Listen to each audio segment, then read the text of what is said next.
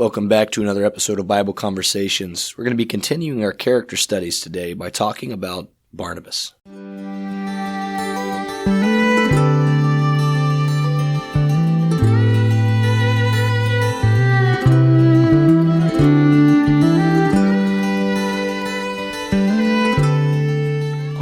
Well, welcome back. It's good to be back. I just spent a whole week in Costa Rica, and welcome back to the States. Yeah, and it's been a phenomenal week. We might have to do a discussion about it. Actually, might do a podcast just talking about the trip and everything that went into it and the accomplishments of it. But no, it's good to be back and to talk about Barnabas a little bit. So yeah. Anyway, let's jump in. Acts chapter 4. So that's where we're first really introduced to Barnabas. You know, it's kind of funny that he's almost seen as like a side character to Paul. It's like Barnabas is the Robin to Paul's Batman throughout the book of Acts.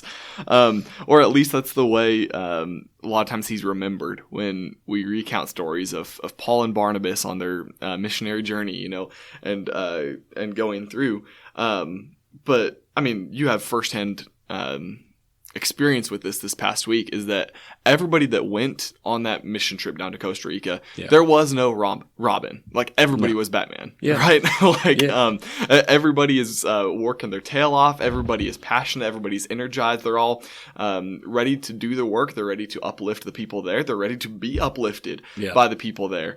And honestly, that's what we see with Barnabas even before he meets Paul. He is a faithful and devoted Christian. He's all in from the time that we are first introduced to him, which, like you mentioned, is here in Acts chapter 4. Verse 32 starts with how all of the believers had everything in common, that they were going and selling all of their possessions and laying the money at the apostles' feet. And one of them was Barnabas. That's how we're introduced to him. His name is actually Joseph. It's in verse 36. It says, "Thus Joseph, who is also called by the apostles Barnabas," which means son of encouragement, a Levite, a native of Cyprus, sold a field that belonged to him and brought the money and laid it at the apostles' feet. And so he's participating in what all of the Christians are doing, selling their possessions, bringing it to the apostles so it can be distributed to those who are in need.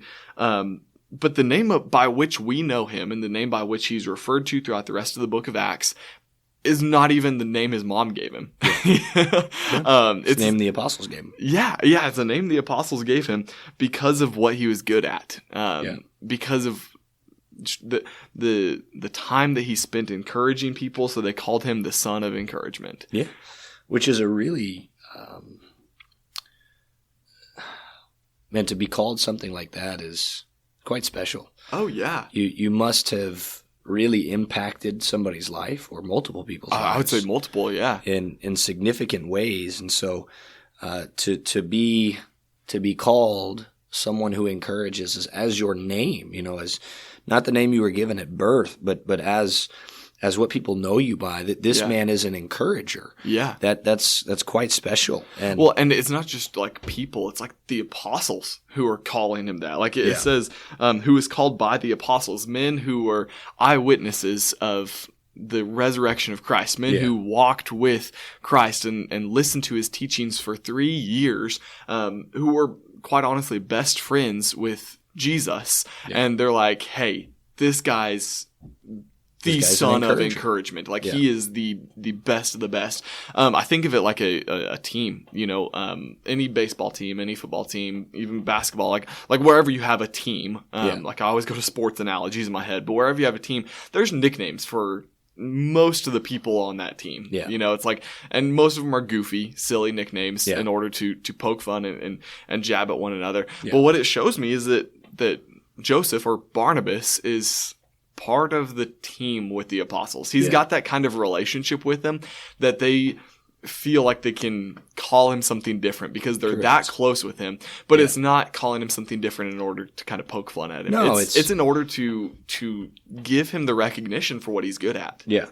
So like in Costa Rica, we had a family that was with us, and they had 2 sons. I had a daughter and 2 sons, and the 2 sons I gave nicknames. So one of their names was Greg, and the other one was Jace. Okay. And so Greg, I from like the second day I started calling him Grigor. Okay. And I would say it like Grigor, and like just I don't even know what kind of accent it is. It's probably not an accent of anything, but I would call him Grigor, and that was what I called him. And so I asked him, I was like, "You okay with that nickname?" He goes, "Yeah, it's awesome." I was like, "All right, sweet. So you're still Grigor." And the other one, his name's Jace. Well, at school, apparently he goes by Jace the Ace.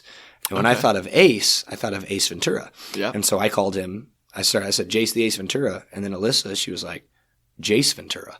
And I was like, oh, that's perfect. Yeah. So I called him Jace Ventura the rest of the trip. Yeah. So we give nicknames to people. And the nicknames don't even have to be shorter. Yeah. And people always associate a nickname with something that's shorter than another, right? Than their normal name. Like Christopher is my full name. So Chris might be a nickname. Well, not necessarily. Yeah. But these nicknames, they were just to denote who it was. But it's also kind of a sign of endearment too. You show the relationship that you have with somebody when you're I wouldn't want to say like changing their name, but you're showing that you have a relationship, that you have something built with this person. And so that's what we see with the apostles. They have a relationship with Barnabas, with Joseph, so much to the point where they're calling him now Barnabas. Yeah. And I just see that as such a special part of the church in the first century, that the relationships were so strong, that they were so close with one another. And we actually even see this put into practice. Yeah. Just a few chapters later, Luke, the author of Acts, makes sure that we understand why they're calling him Barnabas. This isn't just hey, take our word for it. He was a good encourager. Yeah. And real quick, I want to talk about chapter 5, which doesn't even include Barnabas, but it's a direct parallel to what we see at the end of chapter 4. Yeah. So Barnabas sold the field that he had. It belonged to him. He sold it. And it says he brought money and laid it at the apostles' feet. Yep. And then we have this story of Ananias and Sapphira. And they sold a piece of property that belonged to them. Yep. And with each other's knowledge, they talked with one another. They brought it and they laid it at the apostles' feet. And they kept back for themselves some of it. And the problem was that they gave a portion, and they said that the portion was the whole. Yeah. And so they were lying about what they gave to God. They were lying about what they gave to the Christ. They were lying about what they gave to the Spirit. And so we see that Barnabas presents us hey, this is how you should do it. And we see this is how you ought not to do it. Exactly. If it's yours, it's yours. That's fine. Yeah. You don't have to say. And that's what Peter tells him. He's like, this was at your own disposal to choose what to do with it. Like, nobody's going to think any less of you if you say, hey, we actually have some own personal things that need to be taken care of with a portion of this money, but the rest of this we want to give. If they're just upfront and they're honest with what they're doing with the resources, i.e. being a good steward of what they've been given, then there would have been no problem. Yeah. But unfortunately they were not. Yeah. And so we see from early on that Barnabas is doing the things that he ought to do, and for the reason that he is supposed to be doing them, and in the way he is supposed to do them. Yep. And so then we get to chapter 9, and we get kind of a little bit towards the end. Saul has been in Damascus, and verse 23 says, "Many days had passed. The Jews plotted to kill him. Their plot became known to Saul. They were watching the gates day and night in order to kill him, but his disciples took him by night and let him down through an opening in the wall, lowering him in a basket. And when he had come to Jerusalem, he attempted to join the disciples. They were all afraid of him. They did not believe he was a disciple." And so they're still thinking of him as, that's the guy that kills Christians. Yes. Yeah. So Paul he's just escaped from the Jews, and he's going to take refuge with Christians. Yeah. And the Christians won't have him. And so you can imagine Paul feeling just absolutely alone, right? He doesn't belong at this point with anybody. The Jews won't take him. They want to kill him. The Christians are afraid of him. They might want to kill him if they get an opportunity, right? They want nothing to do with him. Yeah. And so then we get to verse 27. It says, "But Barnabas took him and brought him to the apostles and declared to them." Now think about that. Barnabas declared to the apostles. Yeah. Barnabas told the apostles, you need to listen to me, to what I'm saying. Yeah. And he said, he declared to them how on the road he had seen the Lord, who spoke to him, and how at Damascus he had preached boldly in the name of Jesus. So Barnabas now sticks up for Paul, sticks up for Saul, who becomes Paul, and gives him a place in the Lord's church. He encourages him. He helps him to feel welcome. He brings him into the fold. And I think that's such a beautiful example of what we are to do. Is we're to make people feel welcome. Yeah. People feel alone. Everybody needs a sense of belonging somewhere in the world. Yeah. And if they don't find it in the church, they're going to find it somewhere. Yeah. And we need to be like Barnabas, and we need to bring people into the church. He was the one that took Paul, put his arm around him, and said, he's on our side, guys. Yeah. like he's with us. And I mean, thank goodness that he did. Yes. And quite honestly, I believe if Barnabas didn't, somebody else would have, because God had a plan for Paul. But Barnabas was the one that stepped up and said, I know what the right thing is, and I'm not going to sit idly by and not do what I'm supposed to do. Yeah. And so from there, it's almost immediately after Barnabas tells the apostles, he's with us now. Yeah. In verse 28, speaking about Paul, it says, so he went in and out among them at Jerusalem. In other words, he's with them. He's part of their group now.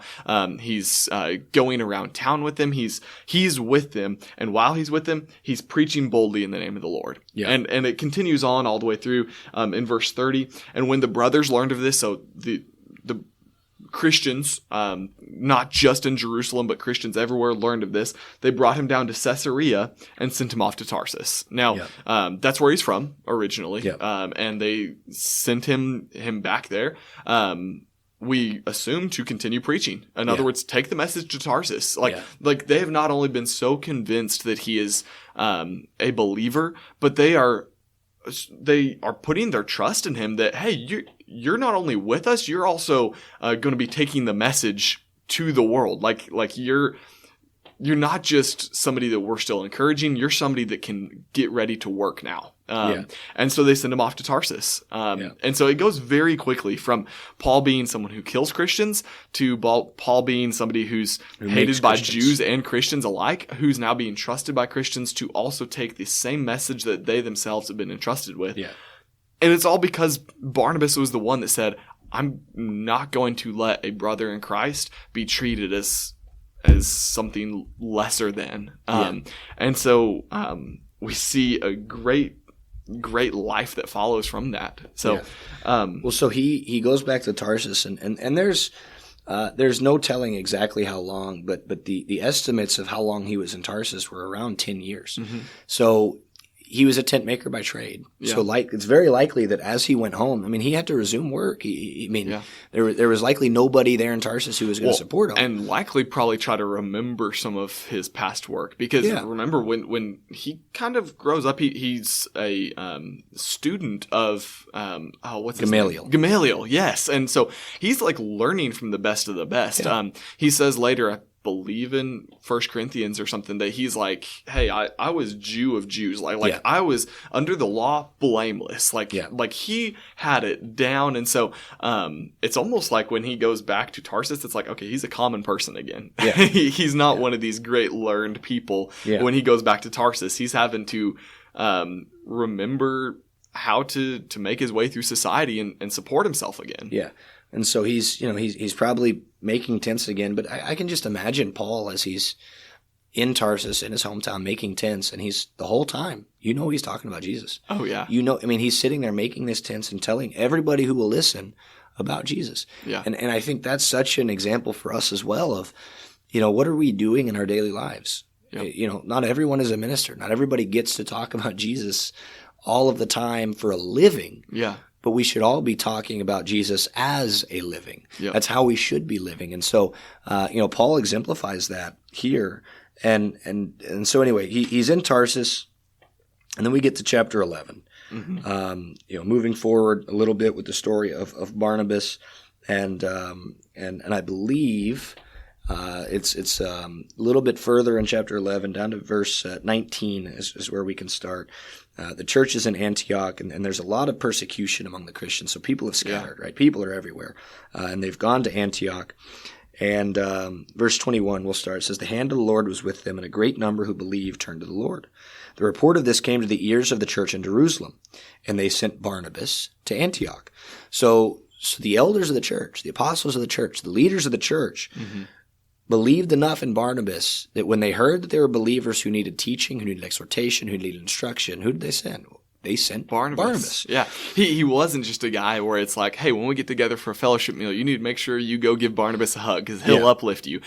He's the type of person that is like, oh, wow, we need good teaching and good encouragement anywhere in the church. Barnabas is the guy. Yes. Like he is that highly thought of, but he's also that hard of a worker that he's willing to go anywhere. Yeah. Well, and it's highly likely that he's humble. He's humble in the things that he's doing. He's humble in the way that he's talking, because you don't get to be an encourager if you're not humble. Yeah. Otherwise you're just one-upping people and, look at me, look at me, look at me. You have to be, there has to be a level of humility. Verse 23, it says, when he came and saw the grace of God, he was glad. And he exhorted them all to remain faithful to the Lord with steadfast purpose. For he was a good man, full of the Holy Spirit and of faith. And a great many people were added to the Lord. So Barnabas went to Tarsus, which is where Paul is, to look for Saul. And when he had found him, he brought him to Antioch. For a whole year they met with the church and taught a great many people. And in Antioch, the disciples were first called Christians. Yeah. So we have Saul, or Paul, and Barnabas, who were sent by the elders of Jerusalem, by the church, the elders in the church of Jerusalem, to go to Antioch. Yeah. And they were following so closely on the heels of Christ. They were living their lives in such a clear and distinct manner from everybody else that people started calling them Christians. Yeah. That they were following after this Christ. They were modeling their lives after this Christ, and so they're Christians. Yeah. And what a compliment. Oh, yeah. And I just love that Barnabas is a part of that. When you start reading through some of the big, important, impactful moments throughout the book of Acts, Barnabas is right there when it's happening. And so that's what I mean when I say, like back at the beginning, that sometimes we see Barnabas as like the Robin to Paul's Batman. It's just simply not true. When Paul was kind of in between the Jews and the Christians, nobody's accepted him. Yeah. Barnabas was the one that said, no, he's with us. And then Paul goes on to write the majority of the New Testament. And then when the church in Antioch is facing severe persecution and things are very difficult and stressful, Barnabas goes there. He encourages them. Yeah. Many people become Christians. He goes to Tarsus to get Paul, brings him back, and is like, hey, you need to be part of this because this is a great thing going on. Yeah. And then all of those people there in Antioch start to be known as Christians. Yeah. And what we see later on is this church in Antioch is actually the one that starts to sponsor Paul and Barnabas, sending them out on the missionary journeys. Yeah. And so not only have they gone from basically a church plant of sorts, or a congregation that really needs help, that the congregation in Jerusalem is saying, hey, we'll help you. Here's Barnabas. He'll support you. Yeah. But now they're growing so much that they're sending other people out to go help other congregations. Yeah. And Barnabas is just right there in the middle of all of that. And it's just incredible. And so when we read that he's the son of encouragement, well, absolutely, obviously, like once you start reading it, it's like no wonder that's what they called him. Well, and you got to think. I mean, if Saul was in Tarsus for 6 to 10 years, right? Barnabas had to remember. There's a long time. That's a long time. Oh yeah. There's people 5 years ago. I don't remember their name. I don't remember what they look like. Granted, they didn't persecute my family, right? And kill my family. Like there's that part of it. But Barnabas remembers that Saul is in Tarsus, and he goes and looks for him. He goes to find him, and so I mean he understands that Paul is essential to God's plan. Yep. And so in chapter 13 we get a little bit better of a picture of what's happening in Antioch.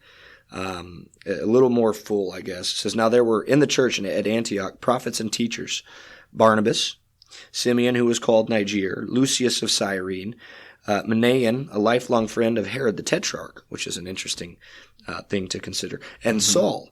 While they were worshiping the Lord and fasting, the Holy Spirit said, set apart for me Barnabas and Saul for the work to which I have called them. Then after fasting and praying, they laid their hands on them and sent them off. So this is what you were talking about. The church is now sending Barnabas and Saul to go and do the will of the Lord. Mm-hmm. And that's just a really, really neat thing that's happening there. I mean, for the Holy Spirit. I mean, imagine being called out by name by the Holy Spirit. I mean, that's just really neat. Yeah, that's fantastic. Like to have the Spirit of God say, "I've got a job specifically for Barnabas." Well, Paul as well, but specifically for the two of them. It's like, oh boy, all right, time to fasten your seatbelts. Like, this is going to be an awesome life. Yes. And so they send them off, and they go on this, what we call the first missionary journey, because Paul goes on a second one later, not with Barnabas, so we won't really cover that one. Yeah. But if you actually kind of want to look at where they went on this missionary journey, you can obviously read through, chapters 13, 14, and see where Paul and Barnabas went. But actually, in the back of most Bibles, I'm trying to look in the back of mine right now to see if I have any maps in here.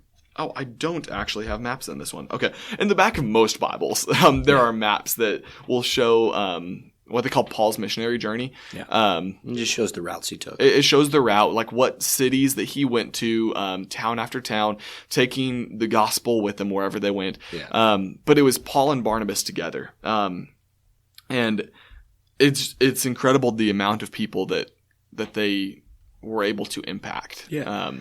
Well, there's one more reference of Barnabas, and that's in Galatians chapter 2. Yeah. And so at some point during all of this, either it is before their first one or it is after their first journey, but they're in Antioch. And it says, when Cephas came to Antioch, this is Paul writing to the church in Galatia. Yeah. When Cephas came to Antioch, I opposed him to his face because he stood condemned. So Paul was opposing Peter, not because of some petty squabble, but because Peter stood condemned. He was living wrong. He was living in sin at that point. And so it says, before certain men came from James, he was eating with the Gentiles. So Peter was eating with everybody. He was eating with the Jews, with the Gentiles. It didn't matter. But when the people from James, when they came, he drew back and separated himself, fearing the circumcision party.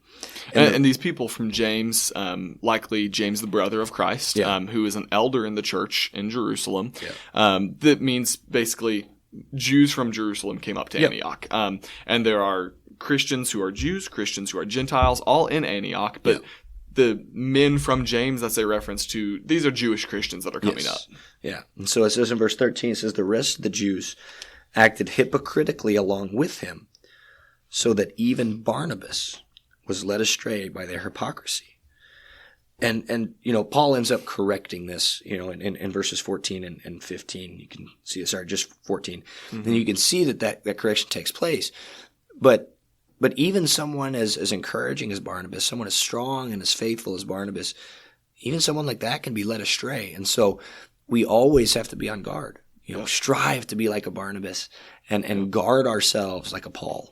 We want to encourage people, but we've got to make sure that what we're doing is in step with the gospel, is in step with what God's will is for us, because there are wolves in sheep's clothing. Yep. And people may come in and say something that sounds logical and it sounds right and it sounds okay and it may even sound good, but if it's not according to God's will, then it's not good. Yeah. And so we've got to be very careful with that. And I think Barnabas presents to us kind of both sides of this coin of being such an encourager and such a faithful brethren, to also being able to be swayed and peer pressured into doing something that he knows he ought not to do. The son of encouragement was discouraging people by not eating with them. Yeah. Right? And that's contrary to his nature. But it's contrary to his nature in the same way that when we have died with Christ, when we have been buried with Christ, when we've risen with Christ, and we still sin, that's contrary to our nature at that point. Yeah. Because we're no longer living for self, we're living for Christ. And one of the things that kind of sticks out to me as well is that it shows that that Barnabas kind of looked up to Peter. Because most likely he's not going to be led astray. He's not going to. We use that phrase, led astray. He's not going to be following the same conduct of Peter and the rest of these Jews, unless it's men that he looks up to. Yeah. And so that's another important point, is that every single person has somebody that looks up to them and that they look up to. Yeah. I believe I've shared it on this podcast before, but there's something that I was taught that I try to pass on as often as possible. But every single Christian needs a Paul, basically a mentor, somebody that they look up to, just as Timothy looked up to Paul, and as so many others looked up to Paul as he's teaching them. Everybody needs a Timothy, somebody that they can mentor, and everybody needs a Barnabas, somebody that will encourage them. And even with Barnabas, he had somebody he looked up to. He's obviously looking up to Peter here. He had somebody that he mentored. We see later, and I think it's in chapter 15, that when Paul and Barnabas separate, it's because Barnabas had somebody he was mentoring, John Mark, and Barnabas said, we're not going to leave John Mark behind. But even Barnabas had people that acted as an encourager to him. And so every single one of us need those three types of personalities in our life: a mentor, somebody to mentor, and an encourager. And none of those are exclusive of one another. There was one more thing I wanted to mention about Paul and Barnabas, and it's back in chapter 14, when they're going through Lystra on this first missionary journey. I'll start just in verse 8. It says, "Now at Lystra there was a man sitting who could not use his feet. He was crippled from birth and had never walked. He listened to Paul speaking, and Paul, looking intently at him and seeing that he had faith to be made well, said in a loud voice, 'Stand upright on your feet.' And he sprang up and began walking. And when the crowd saw what Paul had done, they lifted up their voices, saying in Lycaonian, 'The gods have come down to us in the likenesses of men.' Barnabas they called Zeus, and Paul Hermes, because he was the chief speaker. And the priest of Zeus, whose temple was at the entrance of the city, brought oxen and garlands to the gates and wanted to offer sacrifices to the crowd. But when the apostles Barnabas and Paul heard of it, they tore their garments and rushed out into the crowd, crying out, 'Men, why are you doing these things? We are also men of like nature with you, and we bring you good news, that you should turn from these vain things to a living God who made the heaven and the earth and the sea and all that is in them.'" And so they're basically being worshipped as Zeus and Hermes too. It's interesting too that Barnabas is Zeus. And Paul is Hermes. I mean, it in some senses it makes sense, because Hermes was the messenger god, brought the message. And Paul's the one doing a lot of the speaking. But for Barnabas to be called Zeus, I wonder, either he must have just been a really big, strong man. Like, I wonder what his physique was like, because it's a compliment. Or did he have like a deep voice? Like what was his personality like, that it wasn't just another god that they said, oh, well, Paul is Hermes and there's another god here. But no, it's like what they considered the top god in Greek mythology. Zeus is what they called Barnabas. But it's their reaction to it that Paul and Barnabas are both like, stop it. Like, do not worship me. We are just simply men. I can't remember if it was on here or like in a Bible class or a sermon that I mentioned it a few weeks ago. But whenever Jesus is worshipped by his disciples, he doesn't have that reaction. He's like, well, that's what is supposed to happen. Like people are supposed to worship the Son of God. But when Paul and Barnabas are being worshipped falsely, that people don't understand that they're just simple men, they made sure that was clear, that no, we are not to be worshipped. Only God is to be worshipped. So, well, I think that's about all I've got. Yeah, me too. Barnabas is a fantastic study. There are more times that he's mentioned throughout this first missionary journey, and and just some of the incredible stuff that he and Paul did along the way. But as a whole, we just see that he's not the sidekick. There are no sidekicks in the church. There's one head of the church, and which makes all of us sidekicks. It's none of us. We are all sidekicks. Well, I want to thank you guys all for listening. We appreciate your support. Again, if you have any recommendations, please send that to us in an email, or reach out to us on whatever social media you may find us at, or if you've got our number, just send us a text. We'd love to be able to talk about something. We have gotten a request that we'll record here shortly, but we appreciate you all so much. We do ask that you continue to listen to us and continue sharing this with others, and we just appreciate y'all. We love y'all, and we'll talk to y'all soon. Thank you so much for listening to another episode of Bible Conversations. We want to ask if you have any questions, suggestions, or comments that you please email us at kcocbibleconversations@gmail.com. You can also find us on social media. We've got a Facebook page as well as an Instagram account. Our Facebook page is very simple. It's just Bible Conversations. On Instagram, it's very simple, at Bible Conversations. Look us up, like our posts, and share it with your friends.